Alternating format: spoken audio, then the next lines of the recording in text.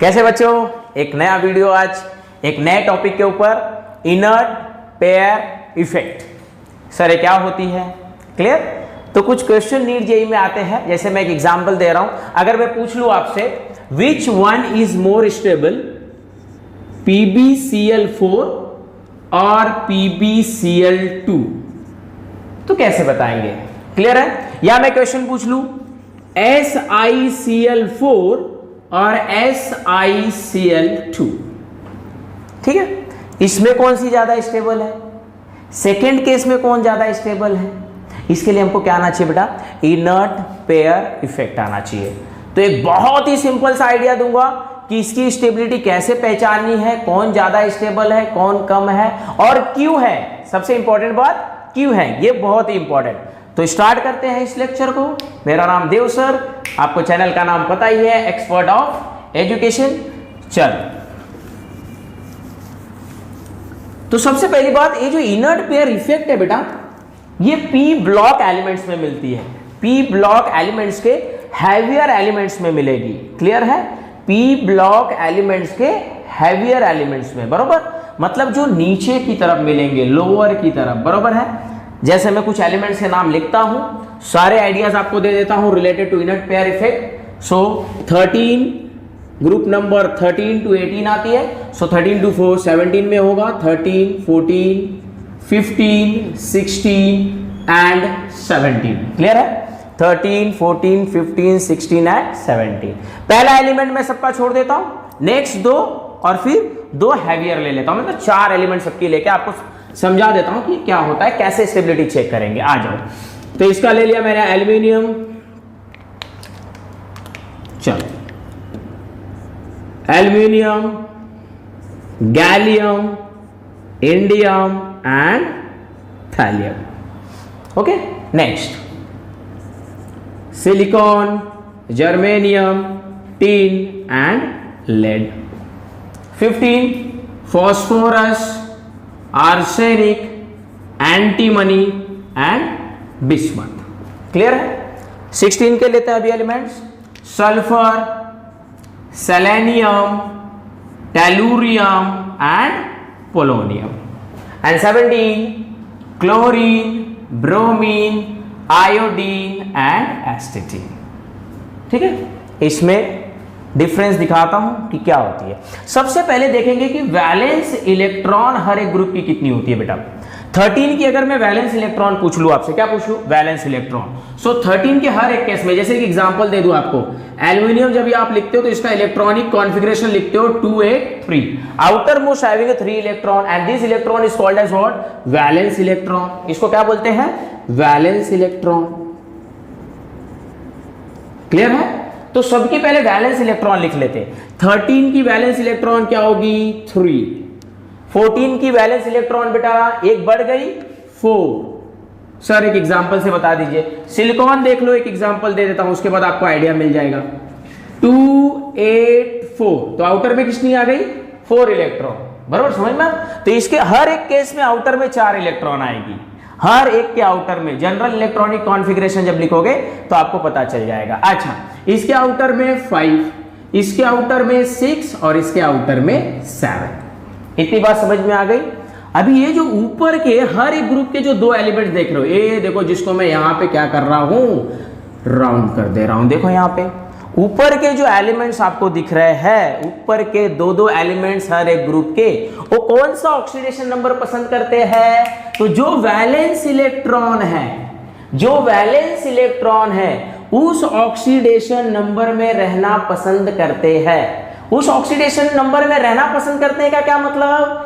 उस oxidation number में इनकी स्टेबिलिटी ज्यादा होती है, ये ज्यादा स्टेबल होते हैं। जैसे अगर मैं पूछूं एल्यूमिनियम और गैलियम का ऑक्सीडेशन नंबर क्या होगा, तो आप लिखोगे +3। यहां लिख दूं, चलो, +3 कहां रहना चाहेंगे? +3 में सबसे ज्यादा।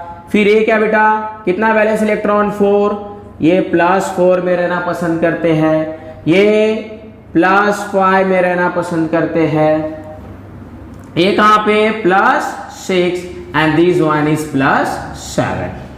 मतलब जितनी वैलेंस इलेक्ट्रॉन है बेटा, उतने ही क्या होने चाहिए? उतने ही क्या होने चाहिए? चार्ज। देख रहे हो, उस चार्ज में ये चार्ज बोल सकते हो इनका फेवरेबल चार्ज है, मतलब ये चार्ज अगर इनको मिलती है तो इनके अंदर स्टेबिलिटी ज्यादा रहती है, ज्यादा पसंद करते हैं इसमें रहना। क्लियर है? अब नीचे की जो दो एलिमेंट देख रहे हो आप हर एक ग्रुप की जो बच गई है, लोअर एलिमेंट दिख रही है यहाँ पे, ये देखो इसको मैंने राउंड किया नीचे की। क्लियर है? इनकी स्टेबिलिटी कैसे फाइंड आउट करते हैं? ये जो चार्ज आपने फाइंड आउट किया है ना, इसमें से -2 कर दो। -2 सर क्यों? इसका रीजन अभी मैं दूंगा। उसी का रीजन है इनर्ट पेयर इफेक्ट। पहले हम देख लेते हैं कि स्टेबिलिटी कैसे मालूम करेंगे। ठीक है, तो अगर इंडियम और थैलियम में बोलूं कि इस ऑक्सीडेशन नंबर में ज्यादा स्टेबल होंगे बेटा, तो यहां पे 3 है, देखो यहां पे 3 है, सो 3 - 2। कौन सी ऑक्सीडेशन नंबर पसंद है इनको? 1। कौन सी ऑक्सीडेशन नंबर पसंद है? 1। तो अगर कोई पूछे कि Tl बराबर टेलुरियम Cl3 और टेलुरियम Cl, अगर इस क्वेश्चन में मैं पूछूं विच one is more stable, which one is more stable, तो आप क्या बोलोगे? TiCl is more stable. क्यों सर? क्योंकि इस केस में इसकी ऑक्सीडेशन नंबर +1 है, क्लोरीन -1 होती है बेटा, तो ये क्या हो गई? +1। इस केस में इसके पास स्टेबिलिटी ज्यादा है। ऐसे ही 14 में क्या होगी? इसमें से 2 कम कर दो बेटा, सो इसका ऑक्सीडेशन नंबर होगा +2। बराबर है? इसके ऊपर मैंने कभी क्वेश्चन पूछा था, आओ सॉल्व करके देख लेते हैं। सबसे स्टार्टिंग में मैंने क्वेश्चन पूछा था ना, PbCl2 या PbCl4 में PbCl4 और PbCl2 में which one is more stable? Yes, जो सोच रहे हो वही आंसर है। यस, PbCl2, क्योंकि सर इनको लोअर ऑक्सीडेशन नंबर पसंद है, इनको लोअर ऑक्सीडेशन नंबर पसंद है। एक और क्वेश्चन पूछा था मैंने स्टार्टिंग में कि अगर SiCl4 और SiCl2 में पूछूं विच वन इज मोर स्टेबल, तो आप आंसर क्या देने वाले हो? SiCl4। ऑक्सीडेशन नंबर वही दिखाते हैं जो इनका वैलेंस इलेक्ट्रॉन होता है। सो SiCl4 इस केस में ज्यादा स्टेबल है। पहले वाले केस में PbCl2 ज्यादा स्टेबल है, लोअर वाले क्या दिखाते हैं? Lower oxidation. ऐसे इसका कर दो तो ये क्या दिखाएगी? +3 +5 and this is plus, minus करेंगे, सॉरी 6 में 2 माइनस कर दो +4, 7 में -2 कर दो 5। ठीक है, -2 करनी है, तो ये 3 हो गई, ये 4 हो गई, ये 5 हो गई। तो अगर क्वेश्चन आ जाए एग्जाम में ICl, जैसे क्वेश्चन में ले लूं कि ICl7 and ICl5 means iodine heptachloride and iodine pentachloride में which one is more stable, तो आप क्या बोलने वाले हो? ICl5 is more stable. समझ में आ गई? स्टेबिलिटी कैसे पहचानेंगे समझ में आ गई। And this happened due to what? Inert pair effect. तो अब समझते हैं कि इनर्ट पेयर इफेक्ट क्या है बेटा, ये एकदम क्लियर है, इसको लिख लो बहुत अच्छे से। चलो पॉज करके लिख लेंगे। क्लियर है? अब मैं आपको बताता हूं कि ऐसा होता क्यों है। सर ये जो बॉटम के एलिमेंट्स हैं इनको लोअर ऑक्सीडेशन नंबर क्यों पसंद है? बॉटम के एलिमेंट्स को लोअर ऑक्सीडेशन नंबर क्यों पसंद है? बराबर है, तो उसका रीजन है इनर्ट पेयर इफेक्ट। अब समझेंगे कि इनर्ट पेयर इफेक्ट क्या होती है। बहुत ही क्लियरली मैं यहां पे बता दूं आपको कि क्या होने वाला है। तो देखो एक एग्जांपल ले लेता हूं मैं यहां पे। 13 की पहली एलिमेंट आपने लिख रखी थी एल्यूमिनियम इस केस में, और उसके बाद मैंने लिया था थैलियम। थैलियम कितनी थी बेटा? 81। ठीक है, इसकी इलेक्ट्रॉनिक कॉन्फ़िगरेशन लिख लेते। मैंने इसके पहले प्रेडिक्शन ऑफ एलिमेंट आपको दे दिया है कि अबाव का रूल करके कैसे हम इसको निकाल लेंगे। ठीक है, कैसे निकाल लेंगे, तो इनर्ट गैस का यूज कर लेते हैं हम लोग। ये ले लिया मैंने नियॉन 10 3s2 3p1, इसकी इलेक्ट्रॉनिक कॉन्फ़िगरेशन हो गई। ओके, अब इसकी लिख लेते हैं। सो क्लोजेस्ट इनर्ट गैस कौन सा है? Helium, neon, argon, krypton, xenon and radon. Radon जब भी लिखते हो बेटा 86 हो जाती है, तो भाई इससे छोटी कौन सी है? 54। क्या 86 ले सकते हैं sir? No chance, because the atomic number of thallium is what? देख रहे हो कि नहीं? 81 है। कितना है? 81 है, तो इससे छोटी होनी चाहिए। तो आ जाओ, हमने लिख ली XC। 54 पे आप डायरेक्ट पहुंच गए। 6p6 है, मतलब इसके बाद क्या आने वाली है? 5p6, 6s2 आ गई। P के बाद क्या आती है? S। फिर क्या आएगी? 4f। अगर ऐसे में जो कर रहा हूं नहीं क्लियर हो रहा होगा तो प्रिडिक्शन ऑफ एलिमेंट में जाके देखोगे कि मैंने क्या पढ़ा है वहां पे। प्रिडिक्शन ऑफ एलिमेंट में मैंने बताया आपको कि कैसे आपको इलेक्ट्रॉनिक कॉन्फ़िगरेशन लिखनी है बेटा, बराबर है। जाके उसमें चेक कर लोगे फिर और अच्छे से समझेगा आपको। एफ की हाईएस्ट मैंने बता रखी है आपको 14, कितनी हो गई अभी देखो 54 टू 56 प्लस 14 70। उसके बाद 5d10 कितनी हो गई 80 एंड देन 6p1, ठीक है। ये अभी आपने इलेक्ट्रॉनिक कॉन्फ़िगरेशन लिख ली। अब मैं आपको बता दूं एस पी डी एफ का जो स्क्रीनिंग इफेक्ट है उसमें सबसे ज्यादा स्क्रीनिंग इफेक्ट होती है एस की, फिर पी, फिर डी एंड देन एफ। मतलब इट हैज लो स्क्रीनिंग और शिल्डिंग इफेक्ट। वर्ड सुन रखा होगा आपने, टेक्स्ट बुक में देख रखा होगा शिल्डिंग इफेक्ट क्या है, स्क्रीनिंग इफेक्ट क्या है। तो इस केस से मैं आपको एकदम क्लियर करता हूं। चलो आ जाओ पहले वाले केस में। देखो एल्यूमिनियम बेटा जब इसका डिस्ट्रीब्यूशन करूंगा एस में एक ऑर्बिटल है और पी में कितनी ऑर्बिटल है 3 ऑर्बिटल है, देख रहे हो। अच्छा एस के 2 इलेक्ट्रॉन डिस्ट्रीब्यूट कर दिया मैंने, पी में 1 इलेक्ट्रॉन, ठीक है। ये 3 क्यू है, ये 1 क्यू है, ये भी बता रखा है मैंने, देखेंगे आप वीडियो में, क्लियर है। प्रिडिक्शन ऑफ एलिमेंट में आ जाओ तो ये इलेक्ट्रॉन जंप कर सकती है easily because the screening effect क्या है ज्यादा है, बराबर।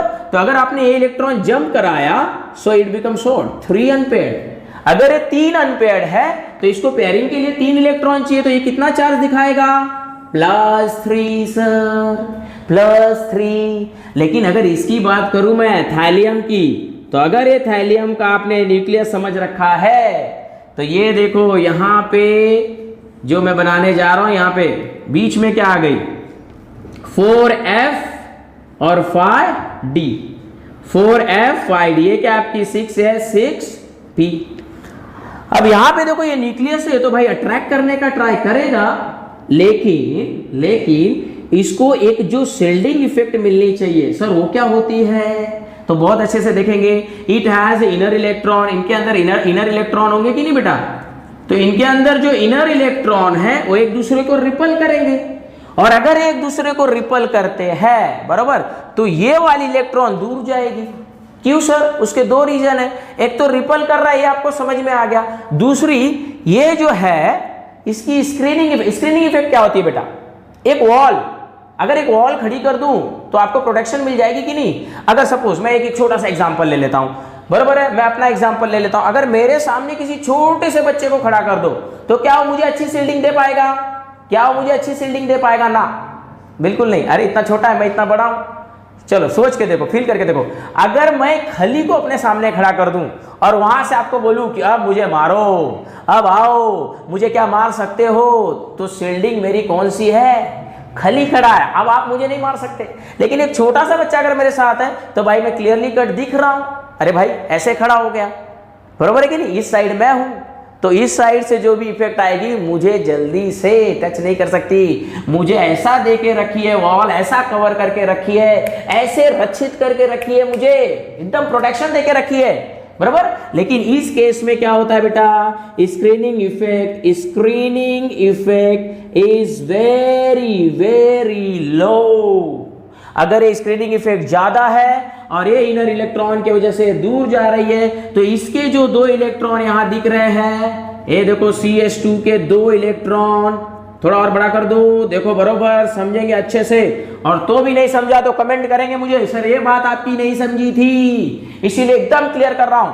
6H2 ये इलेक्ट्रॉन, एक तो ये रिपल कर रही है तो ये दूर जा रही है और इसकी स्क्रीनिंग इफेक्ट बहुत ज्यादा कम है, तो ये क्या करेगा न्यूक्लियस, एक्चुअल ये पोजीशन यहां थी लेकिन अब जब ये इसको अट्रैक्ट करेगा तो 6s इसके क्लोज में आ गई बेटा, और अगर न्यूक्लियस के क्लोज में आ गई तो क्या ये अपना इलेक्ट्रॉन जंप करने देगा, नहीं। तो p का जो 1 इलेक्ट्रॉन है, p का जो 1 इलेक्ट्रॉन है यही ऑक्सीडेशन नंबर दिखाएगा, क्योंकि अनपेयर्ड जो होते हैं वही तो ऑक्सीडेशन नंबर दिखाते हैं। पेयरिंग कौन करना चाहेगा, जो अनपेयर्ड होंगे, जो अनपेयर्ड नहीं हो पेयरिंग करना ही नहीं चाहेंगे, बरोबर है ना, क्योंकि पेयर्ड पहले से है तो अनपेयरिंग के साथ, तो यहां से इलेक्ट्रॉन जंप और नहीं करने देगा न्यूक्लियस, क्योंकि बहुत क्लोज में आ गई।